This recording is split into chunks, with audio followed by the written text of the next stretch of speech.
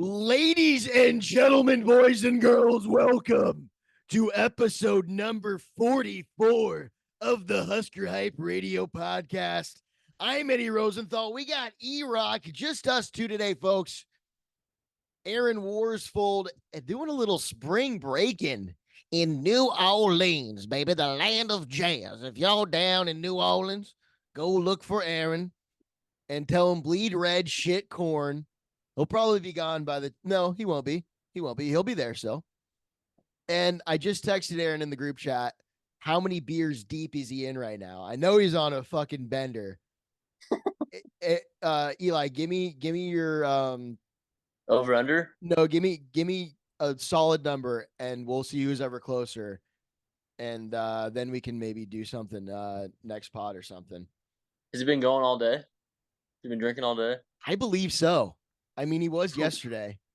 I know he was the day before. So and I feel like when you're in New Orleans, there's no really recovery day. Yeah, no, like no. you're out there, bud. You're flashing your boobs. You're getting beads. You're on a bead hunt, man. And you're bleeding red. You're shitting corn. Yeah, there's no time to stop and drink water. Beer is water down in New Orleans. I'm going to say, it's day 3. We got to keep that in mind. Even though he doesn't want to stop, that's got to put a little burden on you. And we're just going today, right? Not all 3 days combined. Not all 3 days combined, because he probably doesn't know that number himself. I'm going to go, he's at a cool 10 right now. Okay. It's 8:30. I mean, maybe he had a couple mimosas too in the morning. But I'm going to go Aaron's at 10 beers and maybe 1, 2, maybe 3 mixed drinks. Okay. I'll say 10 beers is beers. a lot for day 3. Yeah. I'll say 7 beers, because you're going to say 7? 7 beers. But he is a Cornhusker. He does know how to drink. Yes, he does. Boy knows how to drink, and I'll tell you, man, he's not. If you're in, like we said, if you're in New Orleans, man, you're fucking drinking. So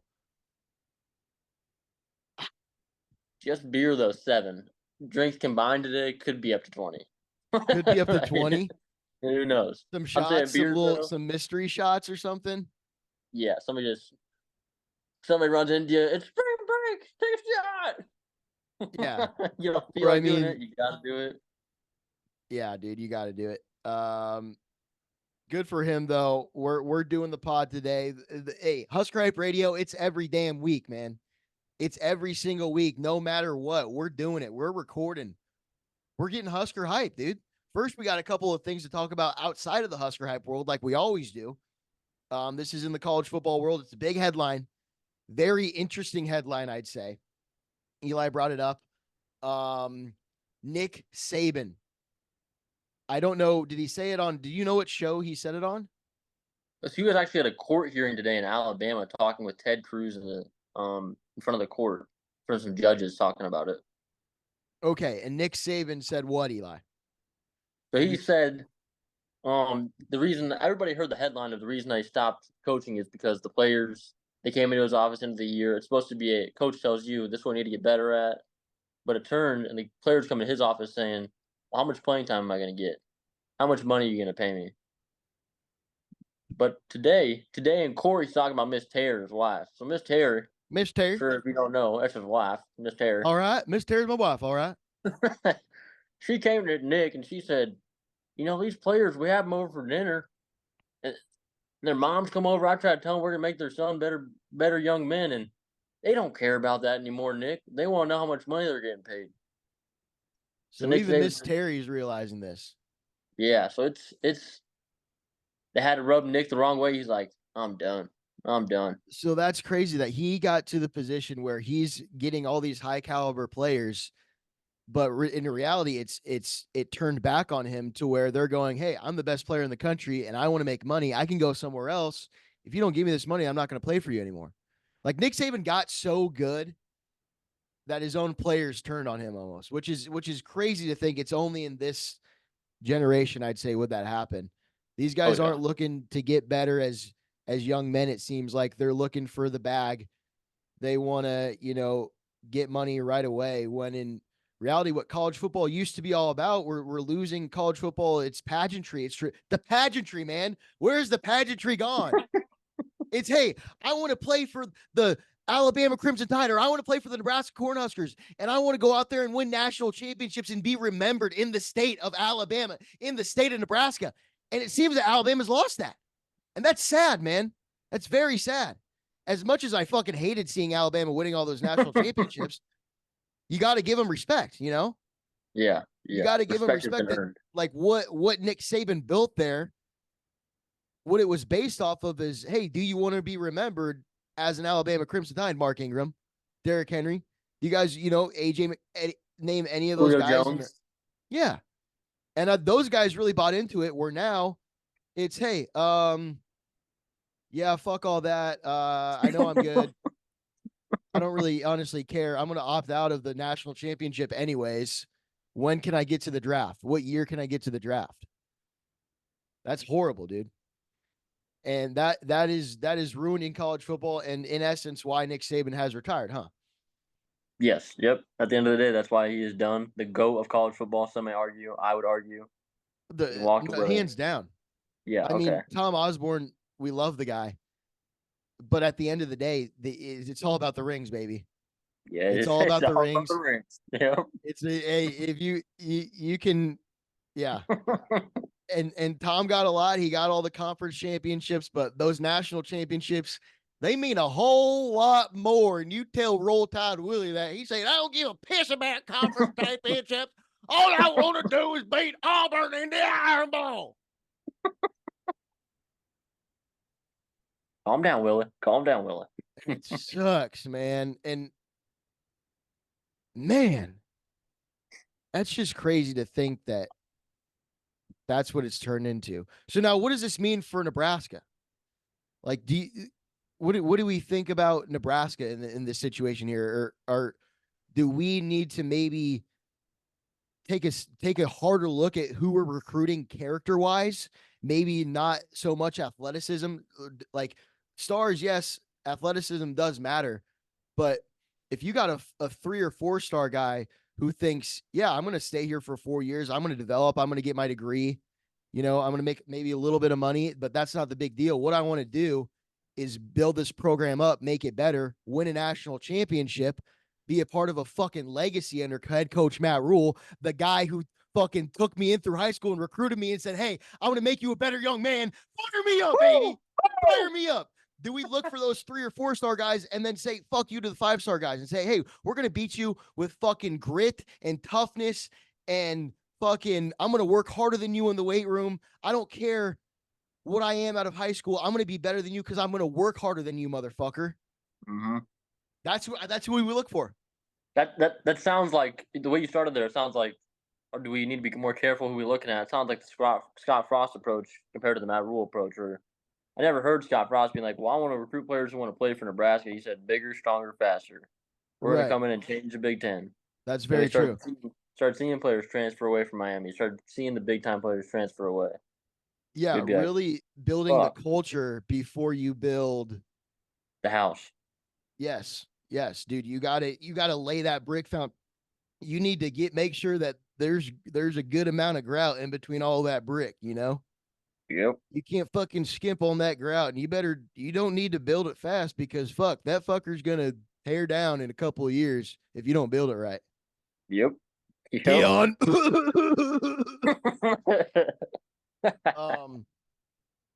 But yeah, dude, I really do think that's what we need to look at. Like, how is this kid as a person?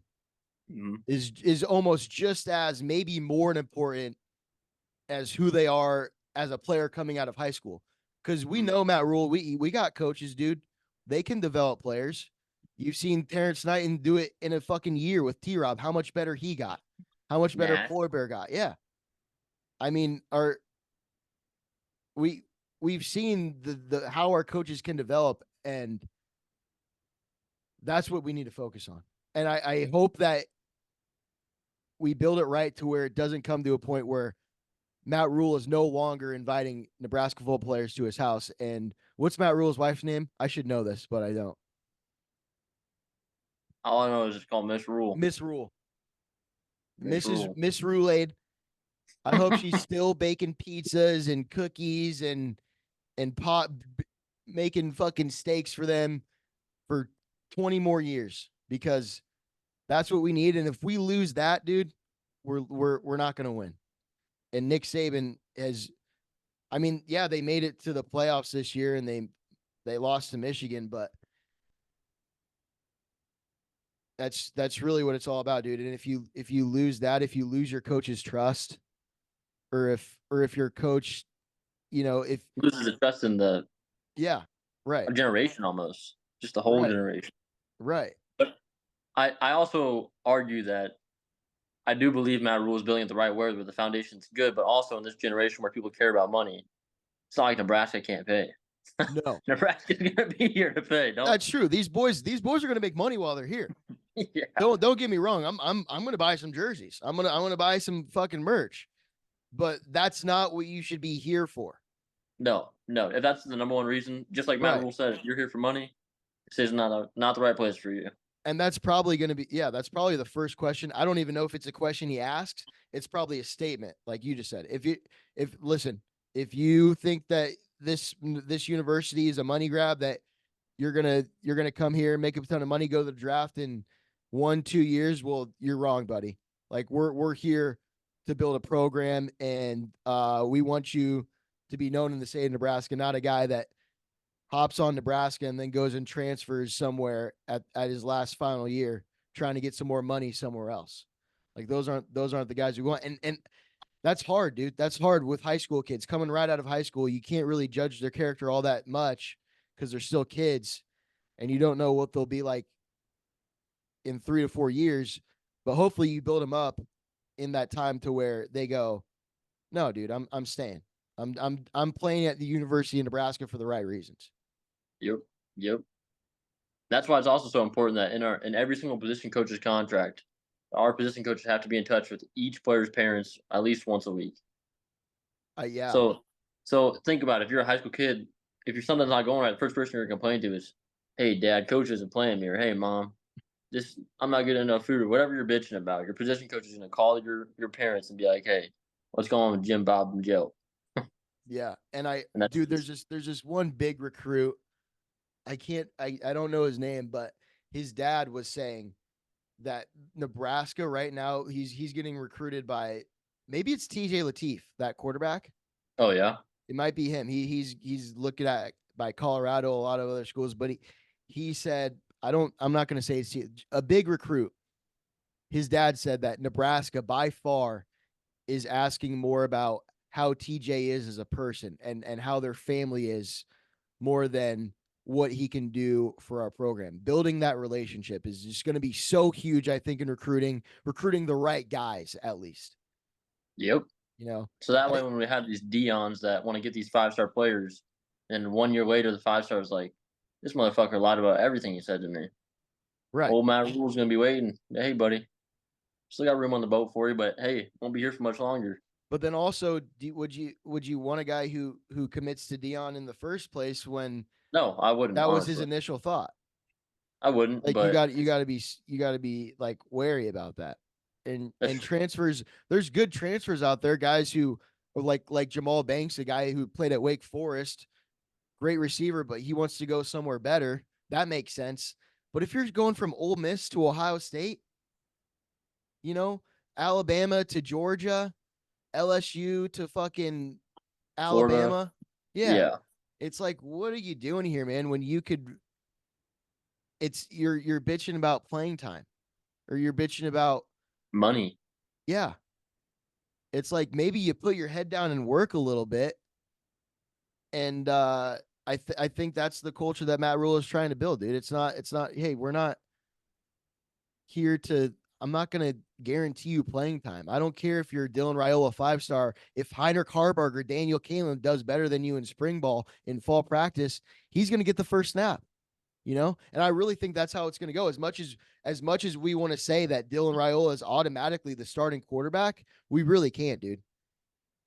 I agree, but I hope to God he is. Yeah, I do too. I do too. But I don't think I think that Dylan is a good kid, and where he wouldn't have decommitted from Georgia if he didn't want to make a place like Nebraska, who hasn't had success in many years, hasn't made a bowl game in many years. Georgia won back-to-back national championships. I mean, that says something about his character, where he's like, no, I want to be something part of bigger than myself, you know? And he's definitely not coming in here for money, because he could have made all the money in the fucking world at Georgia, dude. All the money in the world at Georgia. He could have had 2 fucking trucks by now. Yeah, he probably got a truck. He probably got a Woodhouse Ford truck. Fucking D-Rock, your older brother, probably might have gave him a phone call, and we'll keep that under wraps. We don't know if we can talk about that, but I got nothing to comment on that. But yeah, dude, that's just super interesting. I mean, Nick Saban, greatest coach of all time, is now retired because he doesn't like the way that kids are looking at the game anymore. And you can't take that comment lightly, I think. No. And I think it comes from the top down, because look at how the conferences are treating the game now. It's only going to affect other, well, Washington and Oregon are going to the Big Ten, so I want to get my money. They're getting their money. Right. So I can see it kind of from both sides, but the game, I used to like the game more. Yeah. I mean, I think it will, you got to roll with the punches with how changes are going. And I'm still going to love Nebraska till the day I die. Yeah. But yeah, it definitely seems like college football, just like anything in the world, is changing at a very rapid pace. May not like it, but can't do shit about it. Hey, I'm still there. I'm gonna look in the toilet bowl every morning. There's gonna be corn in there, okay? Ain't no doubt about that. Ain't no doubt about that. But nope. It's just weird how it is. And who was it? Like, yeah, dude, it's kind of crazy. I think that Matt Rhule, though, we bring it back to Nebraska, he's gonna do it the right way, and we'll see good things. We'll flip it into good things, and we'll get the right guys, and hopefully, I mean, this year alone, we didn't make a bowl game. There was guys that probably could have transferred out but said, no, I'm going to stay, or guys who stayed for their 6th year. Who? Yeah. Said like Ty could have gone to the draft. Right. Guys that are staying for their 6th year and realizing that I can go and, get in the draft right now, but no, I'm going to stay and fucking play with the N on the side of my helmet for 1 more year, because I love this team, dude. I want to walk out of Memorial Stadium. I want to be when Nebraska beats the piss out of Colorado and Lincoln. I want to be a part of that team. I want to be a part of the team that turned the fucking tide, that made the Big Red great again, baby. Matt Rhule and company and all the boys. And on the side of my fucking helmet, I'm playing for the N. I'm playing for Big Red, man. Into my veins. Inject that into my shirt, and I'm going to be one of the best defenses that this state, that this country has ever seen. I'm going to be a part of that. Be a part of something bigger than yourself. Put me in, coach. Put me in, baby. God, Matt Rhule, feel free to use that as your entire recruiting pitch right there. I weigh 180 pounds right now, Eli. This is the biggest I've ever weighed in my life. And if I was 180 in high school, I could have wrecked some motherfuckers, dude. I mean, you already did. I already did. Let's talk about, dude, I already did. And I feel like if I was 180 pounds in high school, I would have played special teams for Nebraska.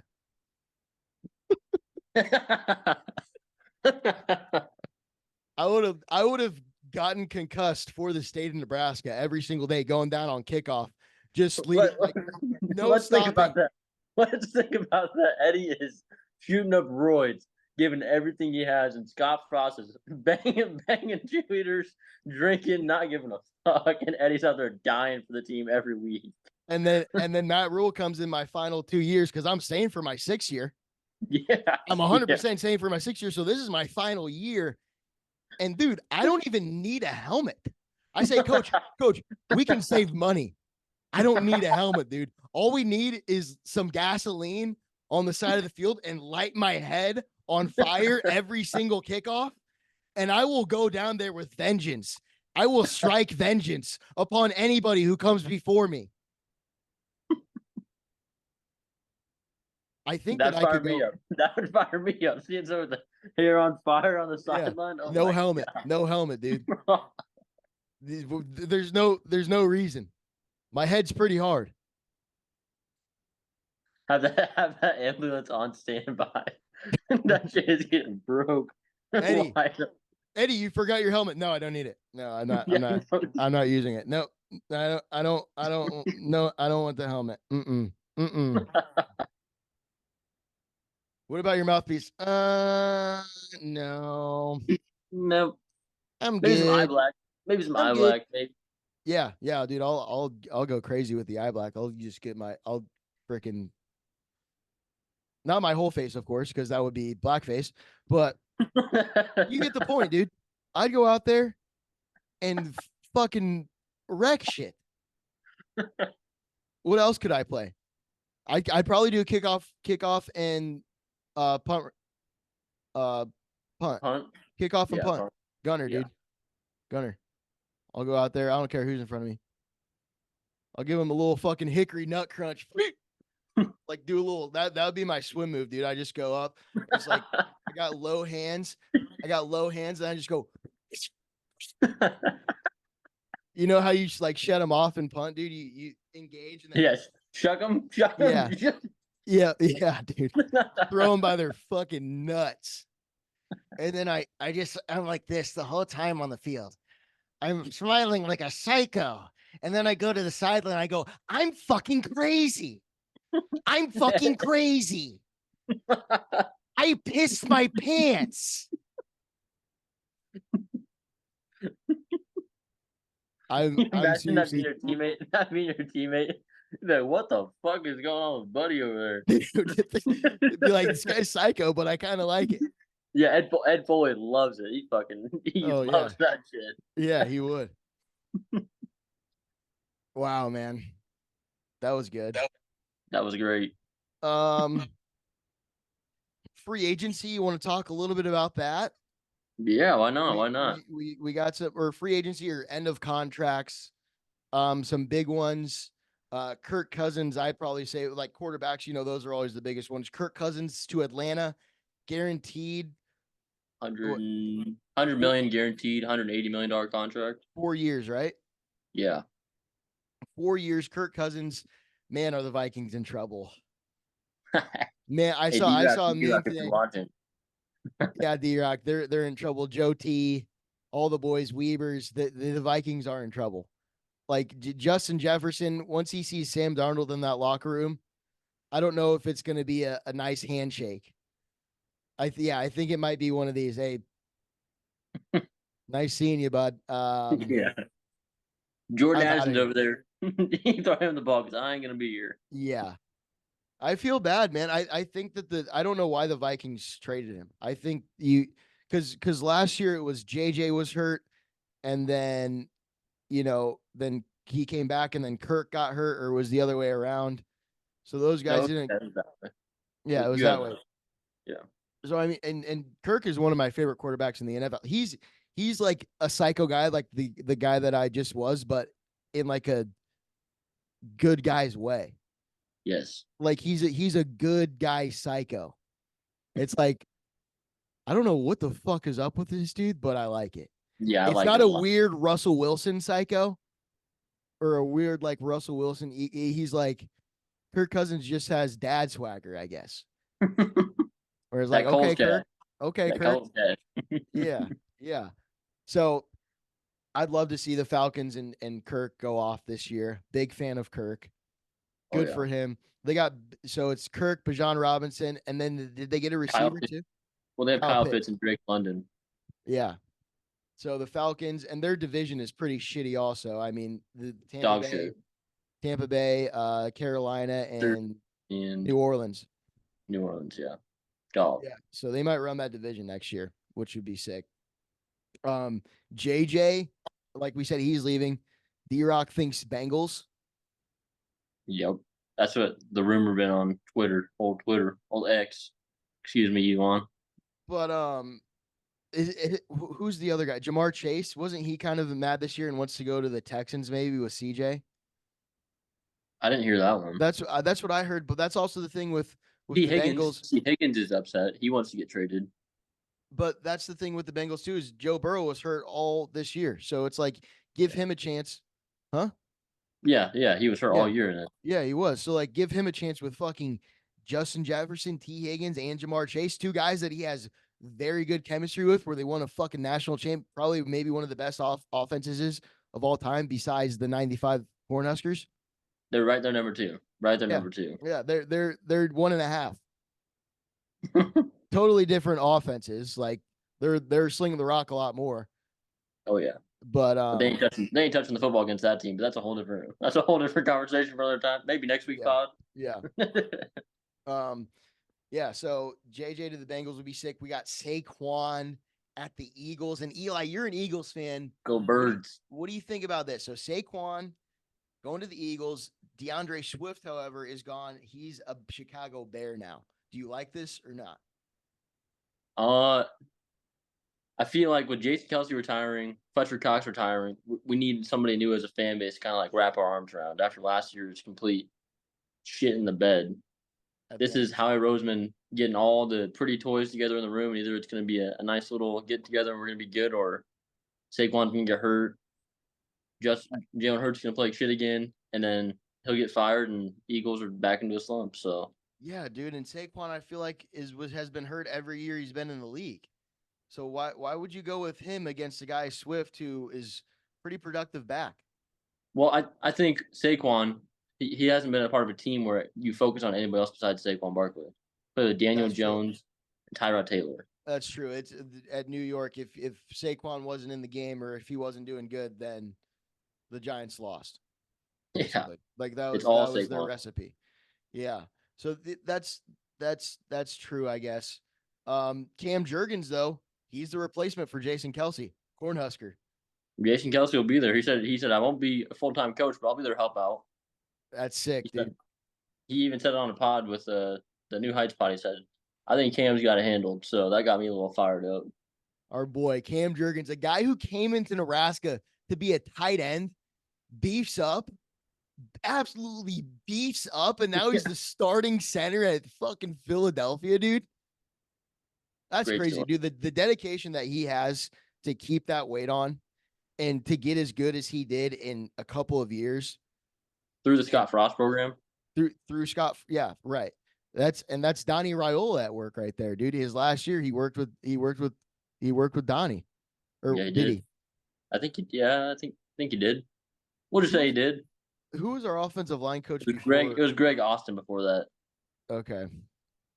I don't really give a shit. Yeah, we'll say it's Raiola. No more running back. You said Russ. Russell Wilson. What do you think about Russell Wilson at $1.2 million? I mean, I think what the Steelers are doing is smart, and Russell agreed on it. Where it's like, hey, Denver's going to give me $40 million anyways. Give me a small contract, and let's get some better guys on the team. You know, it's kind of like the Tom Brady thing where he goes, I don't need to get paid, dude. I'm here to win championships. I'm here to leave a legacy. I mean, I don't know if Russ is no, he's not, but that's kind of the idea is where it's, I'm already getting 40 million, dude. I'm cool with that, but let's try to win, let's try to win some games and fucking get some good players that I can surround myself around with and win, you know? That defense added Patrick Queen today. That defense might be real nasty next year. But it's 1 year, right? Yeah, it's just 1 year. Okay. So yeah, and Kenny Pickett really not what he struggled last year. Didn't do too well. So Russ is probably going to be the starter there at the Steelers. And I mean, I almost think that Denver could have gave him another year as well. But he pissed off Sean Payton with all the corny shit. Sean Payton's like, get this dude out of my fucking face. Yeah, and everybody thought that Sean Payton was going to make him so much better and that he was just in the wrong system. But that kind of proved to be also Russ in his 2 years at Denver was the most sacked quarterback in the NFL. So he was kind of behind the really shitty O-line where that you kind of got to put that into perspective too. Yeah. But definitely. It's interesting. That's cool, dude. We only have 10 minutes left. We might have to add on to Holy, this. Yeah, no, we're gonna keep rolling. We only got 10 minutes left on the Zoom, but I'm gonna add you back and we're gonna sounds good. keep going because we got some shit to talk about. Yes, we do. We haven't even started. What else do we got? Joe Uh, Mixon. Joe Mixon for a 7th-round pick to the Texans. Texans are gonna be nasty next year. So Joe Mixon, Bengals guy, right? Traded, yeah. Who gets a 7th-round pick? The Bengals get a 7th-round pick for trading Joe Mixon to the Texans Why did the Bengals do that? because they were going to cut him anyway. I didn't think Joe Mixon was all that bad. Well, no, this is the whole speculation of them getting rid of a bunch of money to save up for Justin Jefferson. Okay. Yeah. Okay. Yeah. Interesting. Yeah, I Derrick Henry. Derrick Henry to the Ravens. That's good. And then Gus Edwards at the Ravens is now going to be a Charger. The team that I'm trying to get behind him. I told E-Rock before the pod, I was like, dude, I only really give a shit about Nebraska. I can't Nebraska football. Yeah. I don't even care that the basketball, like I do. Good for the basketball team for probably making the tournament. But I would rather see Nebraska win a fucking bowl game than Nebraska basketball win the national championship. Yes. Honestly, Yes. bro. I will be way more happy. I would too. Good for Nebraska if they won the national championship. Can we just win 6 games in football, please? Yeah, please. That's all that I want. That's all I want. I think I feel like that's how a lot of Nebraska fans feel. Honestly, I don't think I'm left out there. But yeah, So Gus Edwards to the Chargers, Eckler to the Commanders. Eckler's kind of getting old now, not the same guy that he was. You can't really rely on him being an all-down back anymore, but he's getting old. Yeah. But he's getting old. Derrick Henry at the Ravens, though, dude, that's him and Zay Flowers. Mark Andrews for play action on that with obviously Lamar Jackson. Yeah, you got 3 guys in the backfield who can fucking do whatever they want, basically. Oh, yeah, and they have the 300-pound fullback. Oh, my God. That team. A 240-pound running back behind a 300-pound fullback? Behind 2 350-pound guards. Hey, dude, if they were playing against Nebraska, I would not wear a helmet and still light my hair on fire, and I'd go for it. I'd go low. I'd go low, but I'd still go for it. Dude. You better go real low. Yeah, I'd have to go really low. And I don't even know how I would get past the 300-pound guy. I don't know what his name is. What's his name? Patrick Ricard, their fullback. He's 300 pounds. Yes, he plays defensive line sometimes for them. Oh my God, dude! Yeah. We're gonna see some of that with Nebraska, dude. They watch Polar Bear getting on a fucking or T-Rob get in on a 3rd and goal set, and just dude, Polar Bear, he's got the hands, bro. He's got the wrestling hands. He really could. Yeah. That's gonna be sick. We're all bringing this back to Nebraska, folks. It's all at the end of the day, it all comes back to Big Red Football. This is a Big Red Football podcast, and it's what it all comes back to. Another running back, Josh Jacobs to the Packers. Aaron Jones, where did he go? They just cut him, right? The Vikings. Yeah, he cut him. They cut him. He just signed with the Vikings this morning. Interesting. I thought that Josh Jacobs and Aaron Jones would have been a really good duo, dude. Oh, yeah, for sure. Those guys would have fucking – but who's A.J. Dillon? The Packers still have him. No, they don't have him anymore. What are teams do? I don't really understand this free agency fucking trading shit because it seems like you get one good guy who's he's good, but as good as Josh Jacobs is, dude, it's like you also need somebody else back there, you know? Yeah. This is the NFL. This is the NFL. Yeah, people get hurt, and you can't rely on a guy to go all like a 3rd down back or something like that, you know? Is Amir Abdullah going to see a lot more time with the Raiders then? I hope so. I surely hope so. Dude, Amir Abdullah is starring in a movie. So is that Amir Abdullah is going to be in a movie, so I don't know what that means for him if he's done playing football, or kind of looking at his role and saying, "This is what I am in the NFL, and I want to go on to something else."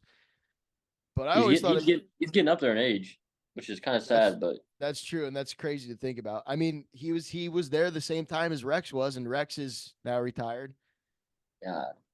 So, Eli, our heroes are getting old, man. I know. I'm getting old. Our heroes, Eli can go to a bar. It feels weird. It does. Who else do we got? We want to talk about maybe Justin Fields a little bit. The speculation on the Bears getting Caleb Williams, what I think would absolutely ruin the Bears for eternity. I hope they do. You don't like the Bears, huh? No, I don't care for him. No, I got a buddy. Maybe we talked about this last week, but he's a big Bears fan, and he said that he wouldn't watch the Bears anymore if they got Caleb Williams. Two of my buddies who are big Chicago Bear, like these guys are from Chicago, diehard Chicago guys. We're going, I don't know if I can get behind Caleb Williams being the leader of our football team. Wow. Yeah, man. That's crazy. And you got to think like the aura of the Bears or who the Bears are. Caleb Williams just doesn't fit into that like rough and tough style of play, dude. You know? Mike Ditka. Yeah, man. Dick Buttkiss. You think Dick Buttkiss fucking respects a guy who paints his fingernails and cries after a football game? Go hugs his mom after a football game after losing?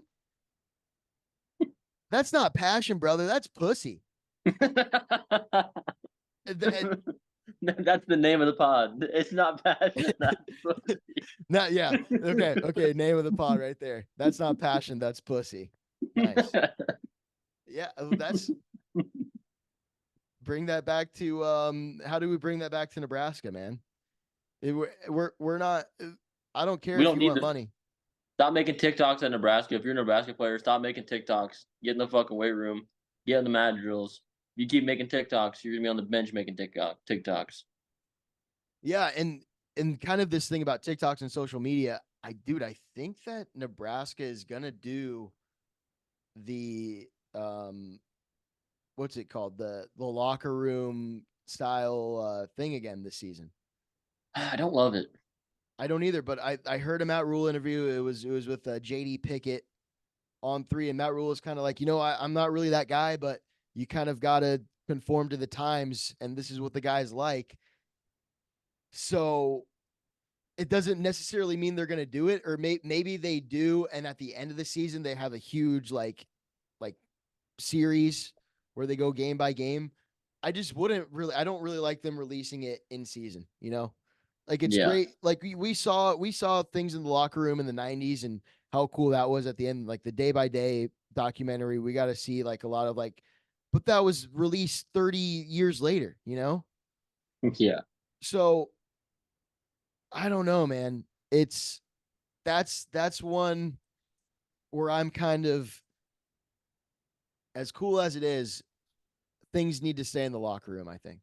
Yeah, absolutely. Because then, it's just better to keep the players in the locker room, keep the cameras out of it. Well, then also, it's not like recruits can't see it. If they go on an official visit, like they're able to be in the locker room, right? Yeah. So they'll be able to see what goes down and stuff.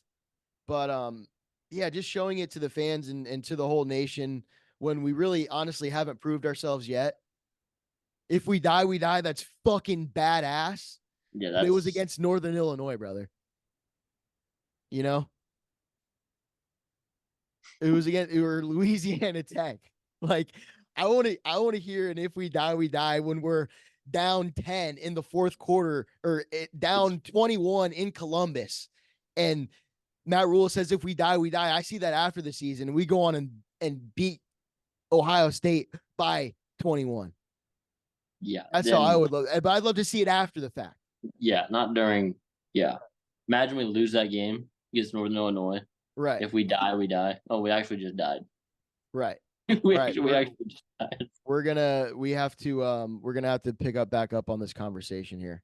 Okay. Okay. Boom, we're back. Part 2. What were we talking about? What were we? Free agents, I'm pretty sure. Free agent, NFL free agents. And what did we say about Caleb Williams again? The name of the pod?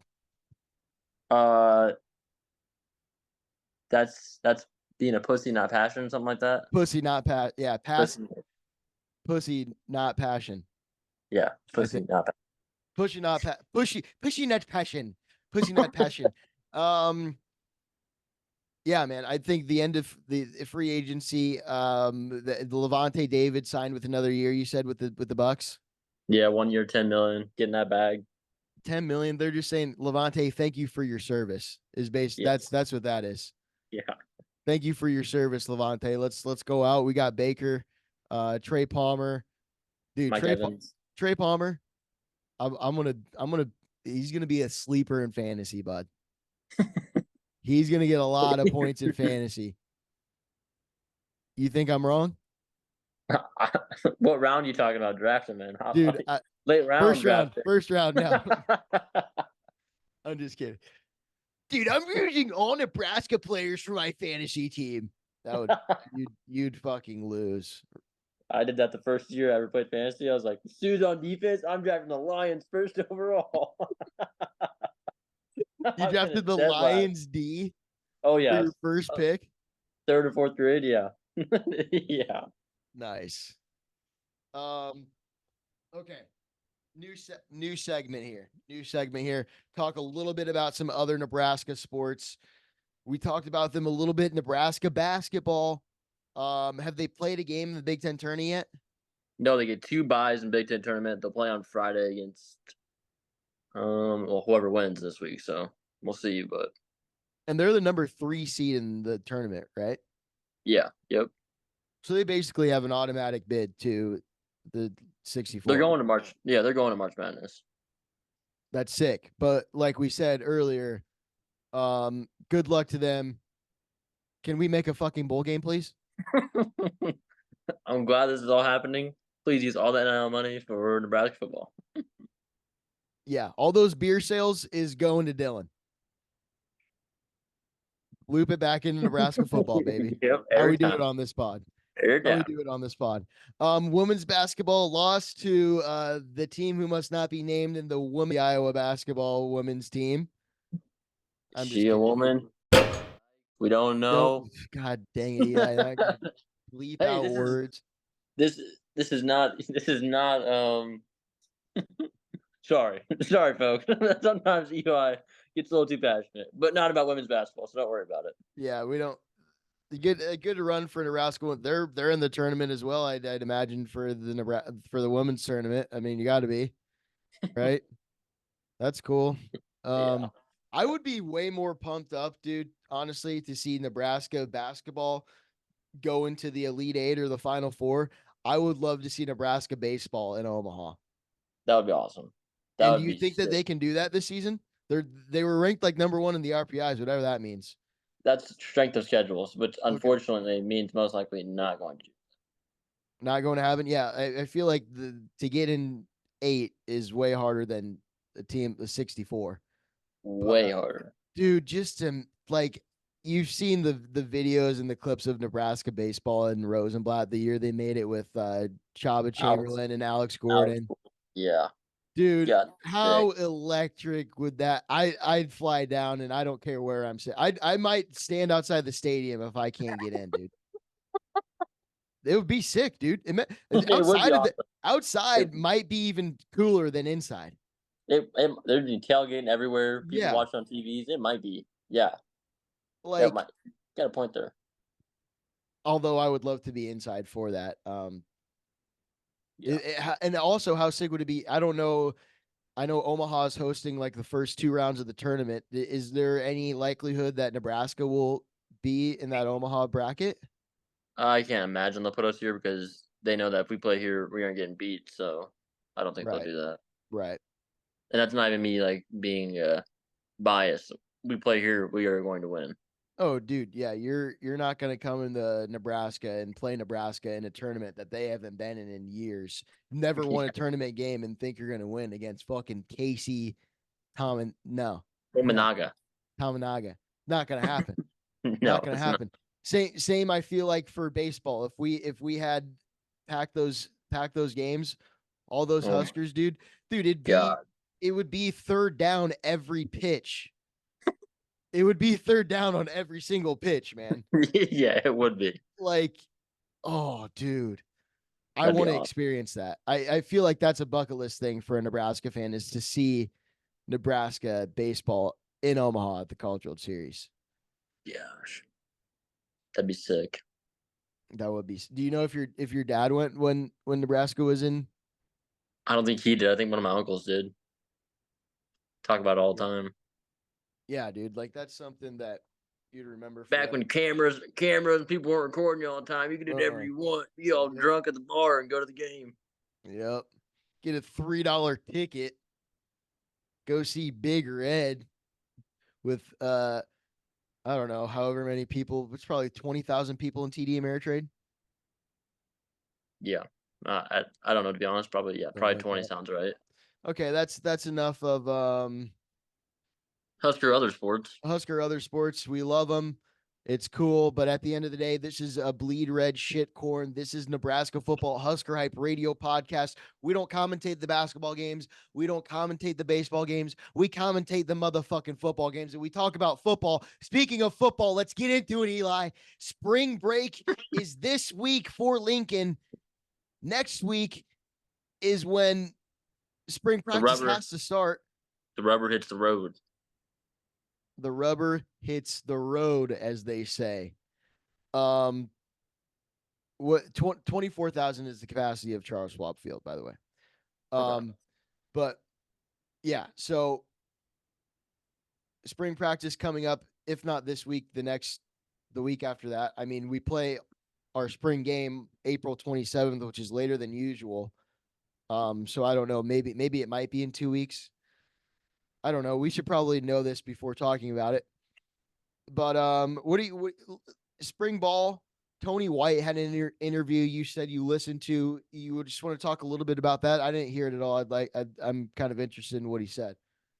Yeah, he was just talking about they were asking him, it was about 2 weeks ago, they asked him, or maybe last week, but they said, you're getting all these calls from UCLA, San Diego State, all these other coaching positions. What was that like? And he's like, well, I talked to Matt Rhule about it, and I feel like this is the place for me right now. And I'm not the reason I'm getting those phone calls. It's all the young men that are playing for me that I'm getting those phone calls. That fired me up. And then he's like, starting today, I even quoted this. He said, I'm the worst defense coordinator in the country. Today, I have proven nothing. Nobody on this team has proven anything. So, yeah, you want to get fired up, go listen to that little segment there. That goes back to square one, where it's not even about recruiting players. It's about recruiting coaches, too, and the right coaches. You don't want a guy that goes, oh, thank you, Matt, but you know what? I'm going to go ahead and coach this other team. Thank you for what you did for me, though. No, we got to finish what we started here. We're not even done building what we started up. This is only the beginning, and I'm here to fucking be with this program and rebuild this black shirt tradition, baby. Tony White, he knows what the black shirts are all about, and you're damn right he wants to be a black shirt. He wants to be remembered as a guy who brought the Nebraska black shirts back, who's one of the best defensive coordinators in Nebraska football history. Do we have another guy who was Nebraska's defensive coordinator during the 90s? Was it what's his name? Oh, fuck. What's his name? It's not Monty Kiffin. He was during the 80s. I should know this. Oh my I should God. too. Fuck, I can't think of it. 90s Nebraska. I know Solich was Solich the OC or the quarterback coach? He was the running back coach. Running back coach. Shit, I didn't even get that. Or no, Ron Brown was in Frank Ron Solich. Brown. Yeah. Was quarterback. Dude. Who was it, brother? Who freaking was it? Nebraska defensive coordinator history. We're looking into it right now. It's on the tip of my tongue, man.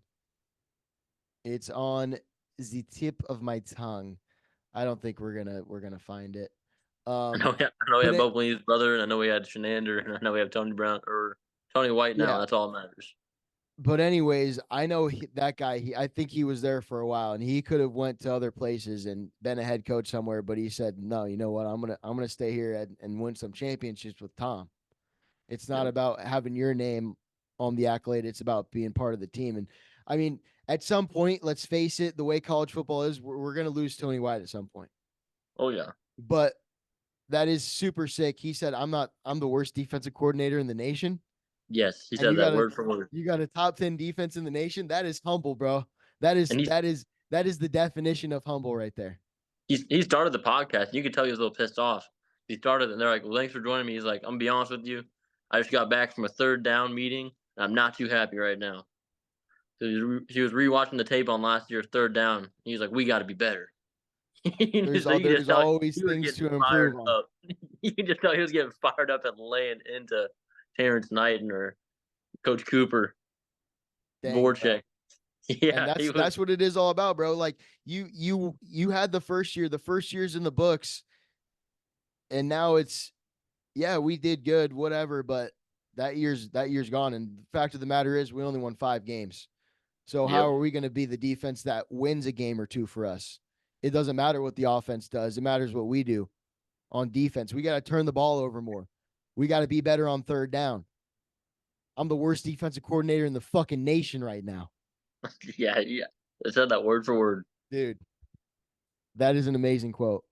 That is an amazing quote. So let's talk about that. What I kind of wanted to talk about, like some breakout positions or maybe the underperforming positions, and then as well as players too. So let's start with the defensive side since we're already on there. Breakout position, Eli, the position that you think will make the most hype, that will bring the most hype from the media, from what guys see during this spring ball practice. Who do you think it's going to be from? Defensive line, I don't even think it's close. I think defensive line, Ty Robinson and Nash are showing up looking lean, mean, eating Big Ten machines. Jamari Butler's on the outside with Prince William and Yellen and Cam Lenhart in their second year. That's when you see the biggest jump from freshman. Usually is that sophomore year. I think the defensive line is James going to be. Williams. Yes, James. It's just you forget about names you run out of. There's so many players up there. Right, dude. The rotation on defense is Sick. absolutely disgusting. It's like that's how we're going to be good in the coming future. Is you're going to go, who was the guy that just ripped the quarterback's head off? Oh, he is a true freshman, and this is the first snap that he ever played for Nebraska. Okay, he's only going to play 4 games though, but he just actually killed the quarterback. Wow, we got 4 more years of that.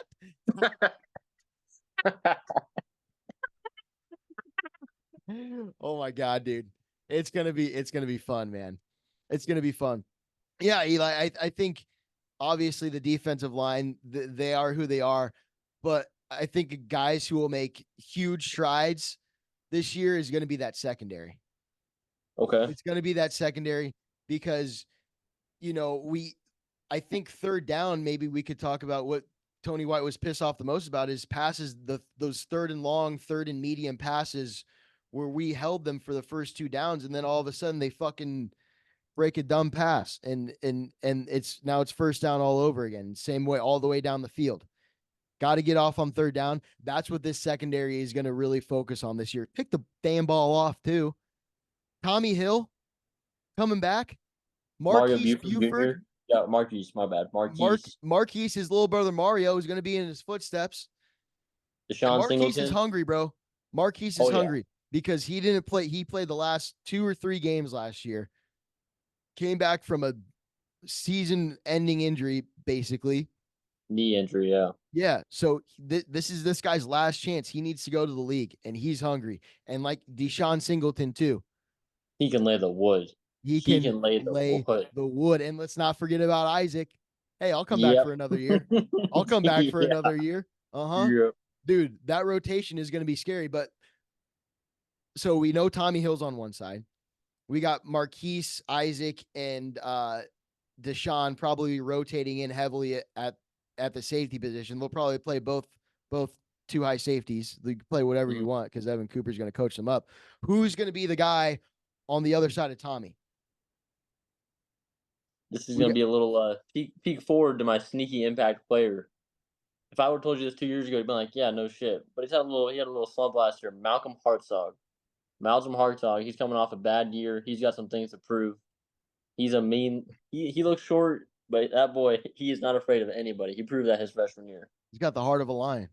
He does. He really does. He's got the heart of a lion. And yeah, that's who I think it's going to be too. I mean, they got Bile Hill Bile Hill, who came in and that's a community college guy, kind of like James Williams, where it's like, who is he?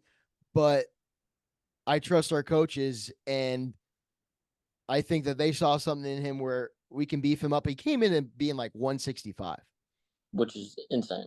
Yeah. But I bet you right now he's at least 175, 180, and that's all fucking steaks, bud. Oh, yeah. That's all steak. So either of those guys could be dogs, and I think the secondary has something to prove, probably more than any other of the positions on defense. And those are going to be the breakout guys.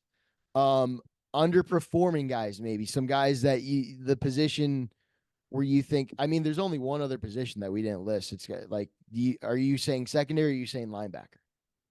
Linebackers for me. Linebackers. D. Yeah, I mean, we got returning guys. We got John Bullock, who I think can be just as good as Luke Reimer, maybe even better, being coached by Dvorak. Buddha, but who's like MJ Sherman, the guy from Georgia? Can he really step up this season and prove that he can go to the draft? You know, I think those guys got it. Huh? They transferred from Syracuse. I don't remember his name. Thompson. Yes. Yep. Yeah. So those guys, they really got to make a name for themselves, and that's probably going to be the most hungry group because there's basically two linebackers on this defense. You know, yeah, and depending on this, right? Yeah. So who are going to be those chief borders? That's probably going to be the most competitive room on defense this year. Yeah, but I think that they're all capable of doing it, but they gotta prove that they can strip the ball. Somebody's got to put their helmet into the ball and knock it out and get some black shirt hits. You know. Mm-hmm. Another sneaky name at linebacker who might not very many people know his name is Dylan Rogers. He's a sophomore out of Texas. He got in a couple snaps last year. I think he's going to make a big jump, and he'll be an impact player at that middle linebacker position. Dylan Rogers? Yeah, he's bald, right? Yes. He has I've seen him.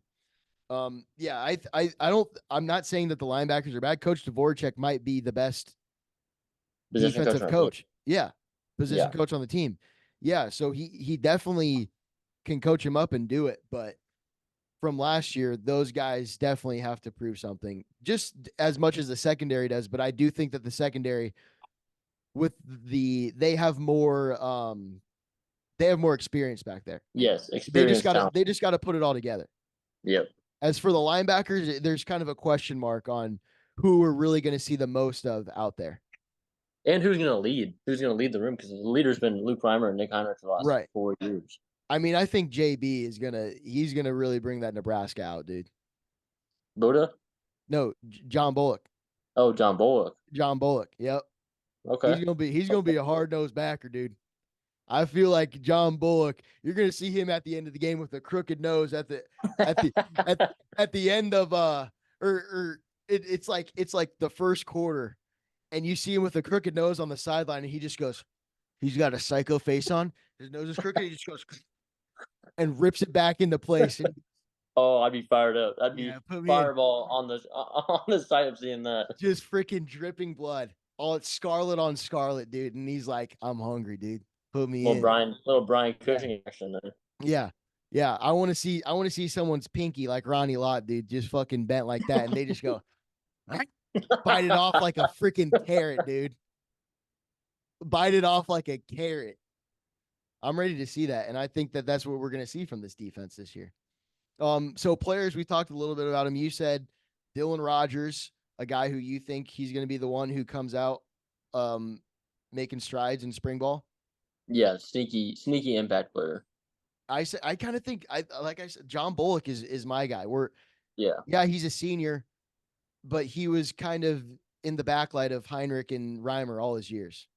Now it's his turn. He played safety. Didn't he play safety for a little bit, or the nickel spot? No, that was Phelan Sanford. Okay, that was Simp. Okay. Yeah. Okay. But no, John Bullock, even though he's a senior, still has a lot to prove. And I think that he's going to be the guy that like takes the reins of that linebacker room leadership wise. MJ Sherman too, probably. Those two guys is who I think you'll see the most of out there on defense. But no, John Bullock he's going to be the guy who I think he does it. Offensive side of the ball. Do you want to switch the positions on offensive side? Breakout position and the underperforming one. Breakout position. I'm going to go with mine first. Breakout position for me, wide receivers. Wide receivers, Eli. I think that last year, we had Jalen Lloyd and Malachi, true freshmen. Those were the guys that we relied on to throw bombs to. Eli. Alex Bullock was our leading receiver last year. I repeat, Alex Bullock was our leading receiver last year with 15 catches, Eli. Alex Bullock was our leading receiver last year with 15 catches. That cannot happen. That will not happen. Not with Mr. Rhule back there. And we brought in Jamal Banks too, who caught 59 fucking balls last year. Alex Bullock, our leading receiver, caught 15. This room is going to be different, dude. There's dogs in that room now. And if we want to be a complete offense, as much as we want to ground and pound the football, there's got to be times where we do a play action rollout. Boom. Down in USC. In November, I think it is. And we'll be in the end zone. We'll be in the end zone ready to freaking fire those boys up, dude. They'll hear us. They will hear us. Yeah. They will, yeah. Yeah. But promise you that. No, I think the breakout is you're going to see a huge jump in the receiver play. Carter Nelson, he could be a tight end or a receiver. Keelan Smith too, guy who's both of those guys, tight end, like hybrid guys almost, where you can see Carter Nelson out wide, maybe in the backfield, but Isaiah Nayer as well. Like those are bodies that those guys don't look like Alex Bullock. Alex Bullock, no. You're I love you, dude, but you're not Malachi Coleman. You're not Jalen Lloyd. You're walk on for a reason. You're walk on for a reason. And Heinrich too, bro. We could see Heinrich catching the balls also.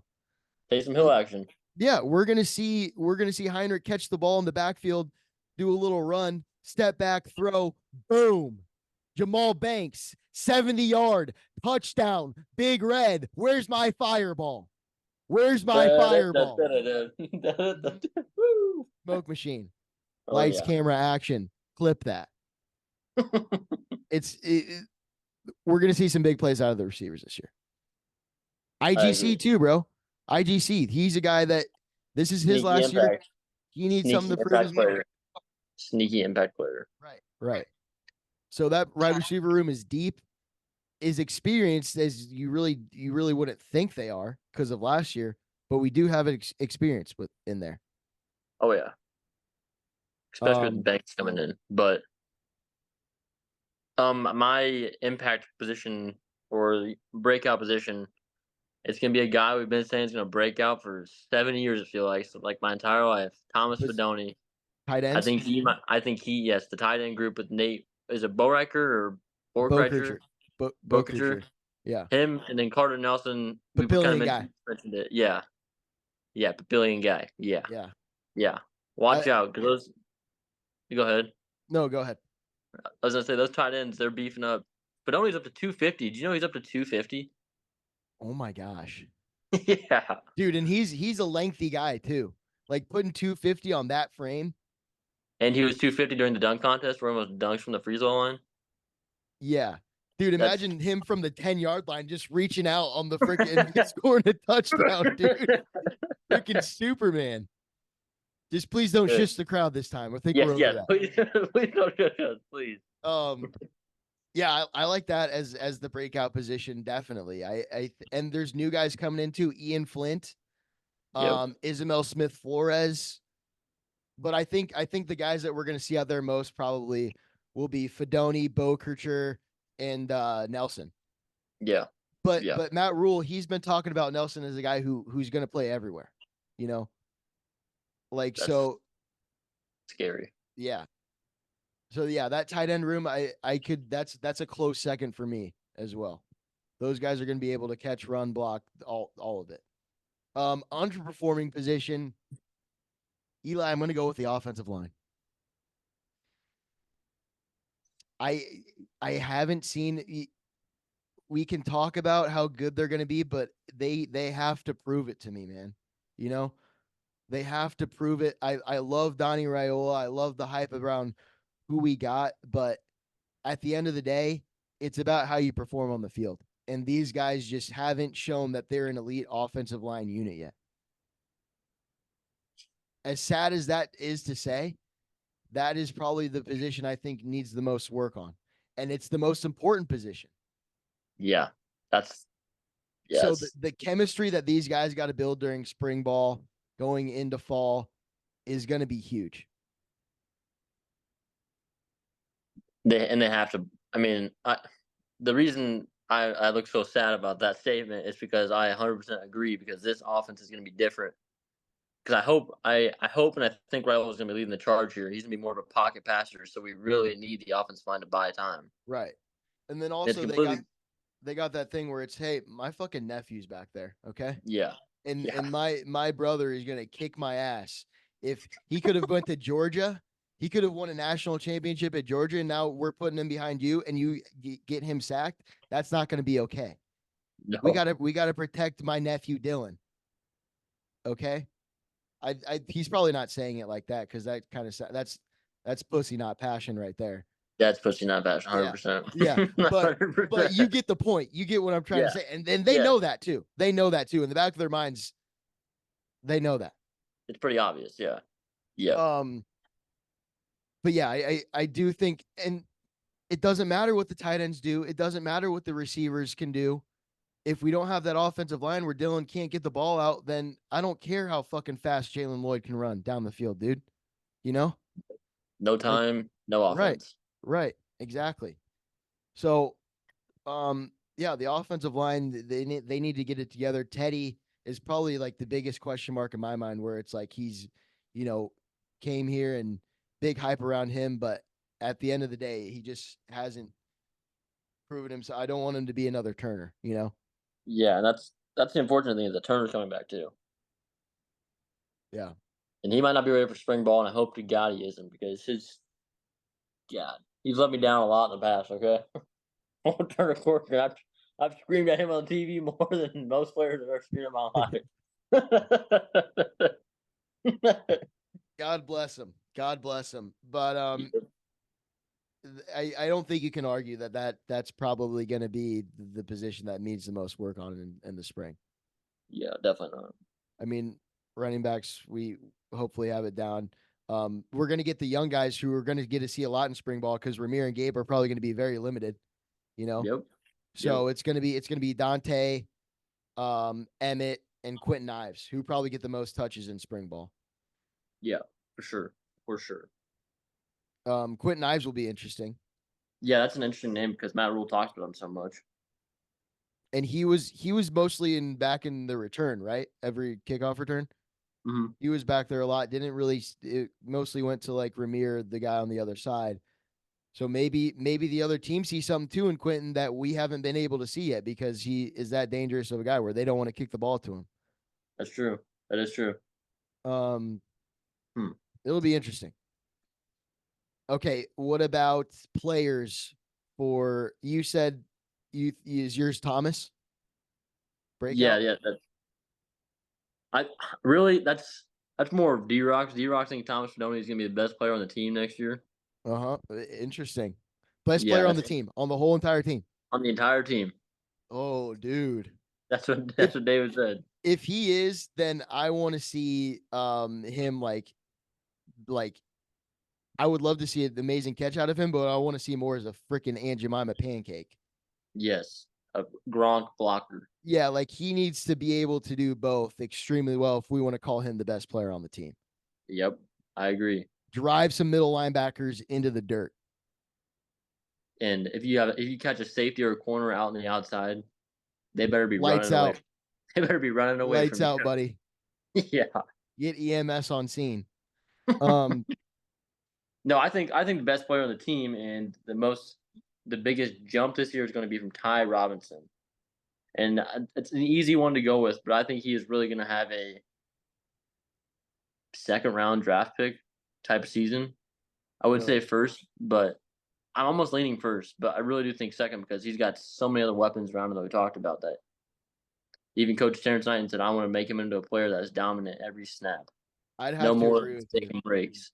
I mean, on defense, yeah, him and Nash, I'd almost give um what's it called, the advantage to Ty like you would, Yeah, because he wants to go to the league, and I think that he has the body, and Terrence Knighton can coach him up to where he's going to be able to be a second round pick, maybe late first round. Hopefully, that'd be sick. be Black shirt, awesome. black shirt, Yeah. dude.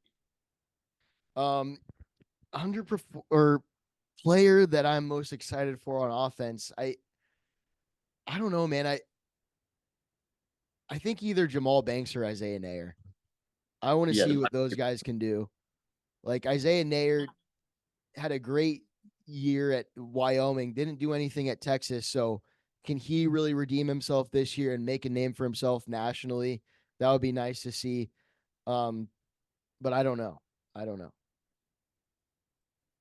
it'll be a very interesting group because we I How said about this how part about before. Ben Scott, man?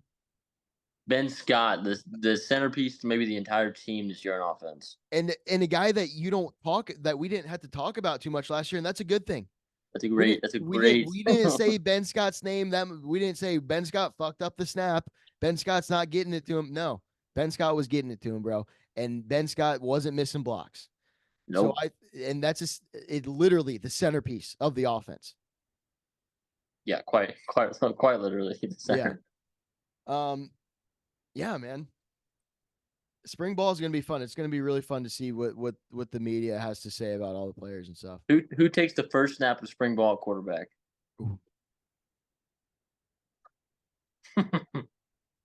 I Because I if I, I want to say Dylan, but I feel like it might be Heinrich just because. got to be Heinrich, just because setting the standard, you have to earn your spot, and not given to Right. you.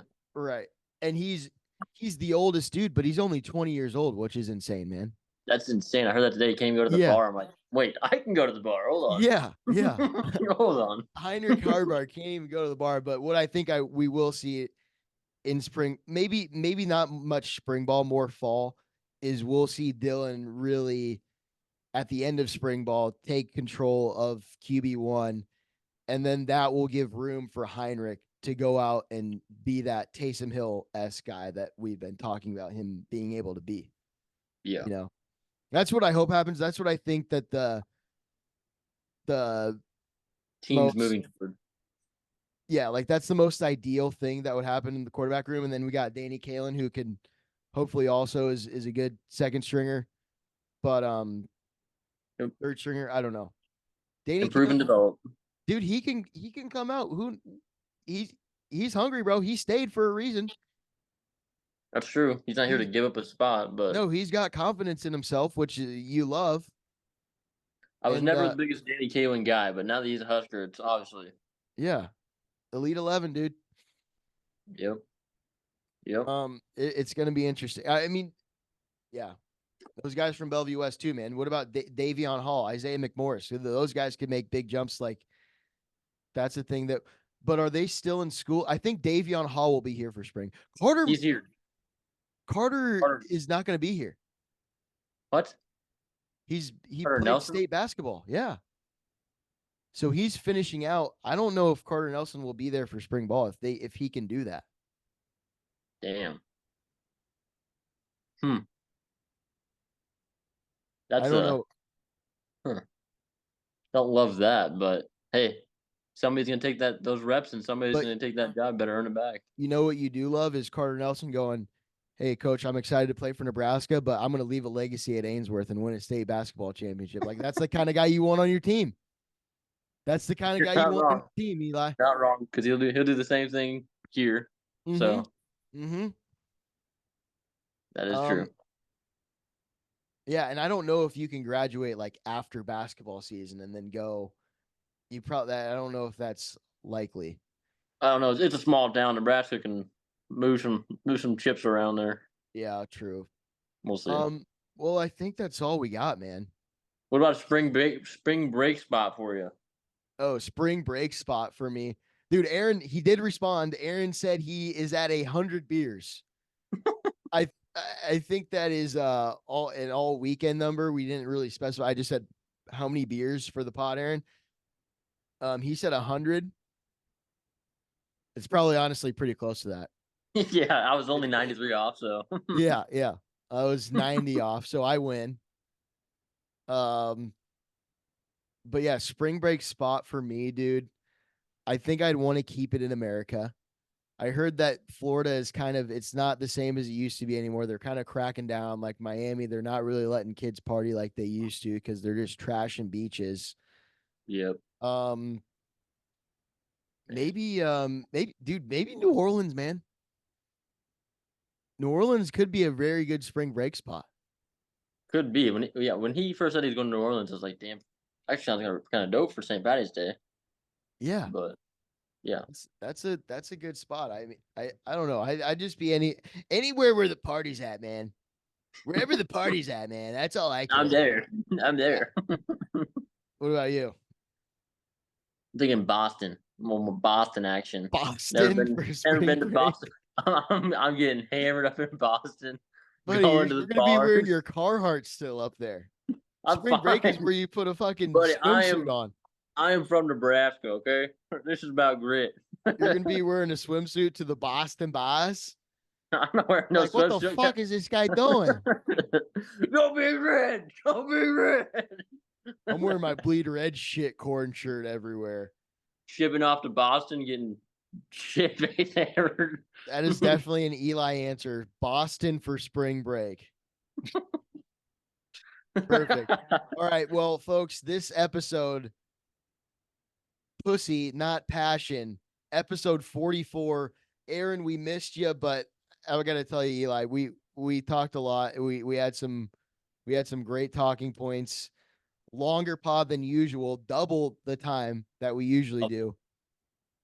But man, was it good. Yes, it was. Hey, folks, go ahead. 50 likes this week. Peanut butter face next week. Peanut butter all over his face. You heard it. I'm going to make an Instagram hype video, and that's going to be what the 50 likes is going to be on, okay? All right. All right. All right, folks. Well, as always, bleed red, shit corn, go big red. I'm Eddie Rosenthal. That's Eli Forsman. Dr. E-Rock out with another podcast. We'll see you next week. Let's fucking go. Love you guys. Peace. Love you. See ya.